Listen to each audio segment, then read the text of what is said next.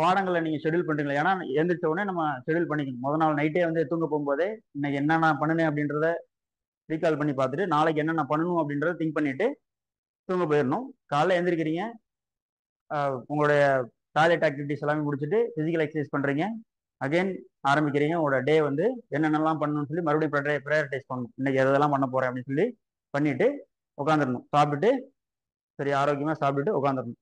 சரியா, படிக்க ஆரம்பிச்சிடணும். கிளாஸ் போறது அப்படின்னா கிளாஸ் போறது.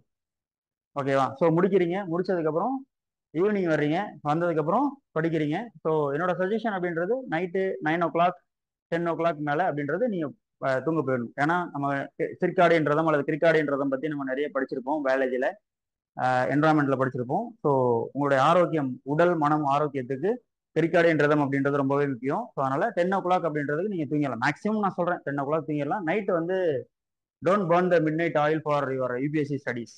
ஓகே, நைட்டு ஃபுல்லா கண்ணு முழிச்சு தான் படிக்கணும் அப்படின்றது கிடையாது. ஏன்னா ஹியூமன் அப்படின்றவன் வந்து டயர்னல் கிரியேச்சர், நாக்டர்னல் கிரியேச்சர் கிடையாது. ஸோ அதனால அந்த மாதிரி பண்றீங்க அப்படின்ற போது ஹார்மோனல் சேஞ்சஸ், இம்பேலன்ஸ் அப்படின்றது வந்து உங்களுடைய டோட்டல் சிந்தனைகள் மாறும், உடல் எடையெல்லாம் அதிகரிக்கும். அதெல்லாம் வந்து பயாலஜிக்கலா உங்களுக்கான எஃபெக்டை கொடுக்கும். ஸோ அதனால என்னோட சஜஷன் வந்து என்னன்னா 10 o'clock, அதிகபட்சம் 10 o'clock வந்து தூங்கிடுங்க, அவ்வளவுதான். ஓகேவா? ஸோ தூக்கம் வந்தா நைட்ல, இன்னும் சிம்பிளா சொல்ல போனா நைட்ல தூங்காம இருக்கக்கூடாது, பகல்ல தூக்கம் வந்தாலும் தூங்கக்கூடாது, அவ்வளவுதான். சரியா? இதை ஒருவேளை நைட்ல எல்லாம் கண் முழிக்கிற மாதிரி இருக்கு, பகல்ல எல்லாமே தூங்குற மாதிரி இருக்கு அப்படின்னா நீங்க சாப்பிடக்கூடிய உணவுகள்லயும் உங்களோட சிந்தனைகள்லயும் ஏதோ பிரச்சனை இருக்குன்னு அர்த்தம், அவ்வளவுதான். நல்லா புரிஞ்சுக்கணும்.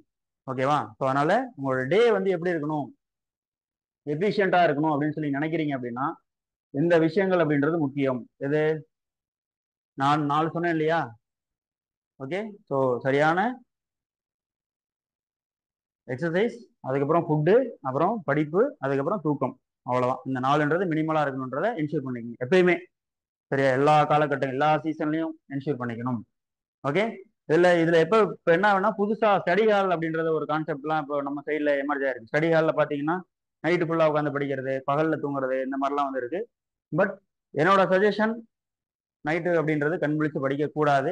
சரிங்களா? அது ஏன் அப்படின்றத என்வரான்மெண்ட் கிளாஸ்லயும் சரி மற்ற வீடியோஸ்லயும் நான் டீட்டெயிலா நான் சொல்லியிருக்கேன். Then it is up to you to decide. ஓகேவா? அவ்வளவுதான். Okay, right. ஏன்னா இன்னைக்கு இருக்கக்கூடிய அது ஆண்களுக்கும் சரி பெண்களுக்கும் சரி இந்த கிரிக்காடின்றதை வந்து மாறுறதுனால நிறைய ஹார்மோனல் இம்பேலன்ஸ் அப்படின்றது கண்டுபிடிக்கப்பட்டிருக்கு. சரிங்களா? அது உங்களே பாத்தீங்கன்னா தெரியும். நிறைய பேர் நீங்க ப்ரிப்பரேஷன் ஆரம்பிக்கும் போது எவ்வளவு வெயிட் இருப்பீங்க அப்படின்றது தெரியாது. ஒரு 2 வருஷம் 3 வருஷம் போனதுக்கு அப்புறம் உங்களோட வெயிட் வந்து எனார்மஸா சேஞ்ச் ஆயிருக்கும். அதிகமா இருக்கலாம், கம்மியா இருக்கலாம். உங்களுடைய உருவத்திலையும் நிறைய மாற்றங்கள் ஏற்பட்டிருக்கும். ஓகேவா? நீங்க ஒன்றும் பண்ணியிருக்க மாட்டீங்க, ஆனா பாத்தீங்க அப்படின்னா உங்களுக்கு வெயிட் பயங்கரமா கெயின் ஆயிருக்கும். சரியா?